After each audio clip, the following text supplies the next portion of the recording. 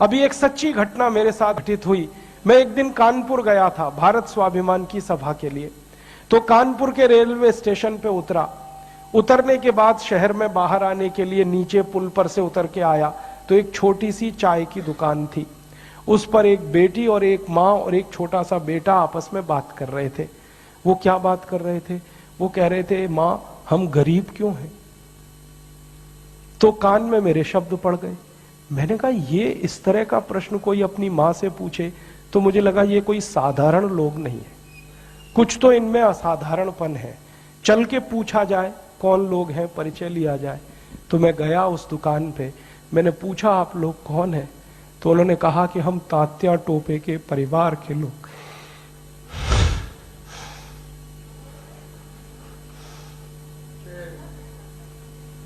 हमारे देश में तात्या टोपे के परिवार के लोगों को चाय बेचनी पड़ी और गद्दारों को सिंहासन मिले, ऐसा ये देश हो गया। जिन लोगों ने तात्या टोपे को मरवाया था वो इस देश में मुख्यमंत्री रह चुके हैं, आपको मालूम है। और एक एक राज्य के नहीं, दो दो राज्य के मुख्यमंत्री रह चुके। तात्या टोपे का गुप्त पता जिन गद्दारों ने अंग्रेजों को बताया था, उस खानदान के कई लोग इस देश में मंत्री रह चुके हैं। झांसी की रानी लक्ष्मीबाई को जिन्होंने मरवाया था वो इस देश में मंत्री रह चुके हैं। और तात्या टोपे जिन्होंने जवानी लगा दी देश के लिए, उनके परिवार के लोग चाय बेच रहे हैं। ये देश है और ये अब बर्दाश्त नहीं होता, और ये बर्दाश्त होना भी नहीं चाहिए किसी को। क्यों बर्दाश्त होना चाहिए? ऐसा देश तो हमने कल्पना कभी की नहीं थी। तात्या टोपे ने कभी कल्पना नहीं की थी कि ऐसा देश बनेगा। ये झांसी की रानी की कभी कल्पना नहीं थी, चंद्रशेखर की कल्पना नहीं थी। चंद्रशेखर जैसे क्रांतिवीर ने इस देश की क्या कल्पना की होगी। एक कहानी सुनाता हूं कि वो घर से भाग गए थे 13 साल की उम्र में। माता पिता बहुत गरीब थे, खाने को घर में नहीं था, घर छोड़कर भाग गए, बनारस आ गए, क्रांतिकारियों के संगठन में शामिल हो गए।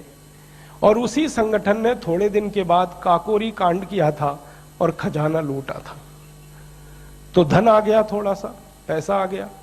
तो चंद्रशेखर को उनकी माँ और पिता का संदेश आया कि जो पैसा तुम्हारे पास आया है इसमें से कुछ हमें भी दे दो, हमारी गरीबी में काम आएगा। तो चंद्रशेखर अपने माता पिता के पास गए थे और एक ही उत्तर दिया था कि मेरी रिवॉल्वर में 2 गोलियां हैं, पैसे तो दे नहीं सकता,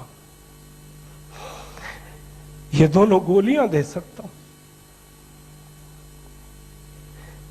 ऐसा देश चंद्रशेखर का, ऐसा देश तात्या टोपे का अब लुट रहा है। तो फिर क्या करना चाहिए? तो मुझे लगता है कि अब फिर कोई दूसरी बड़ी लड़ाई की तैयारी करनी चाहिए।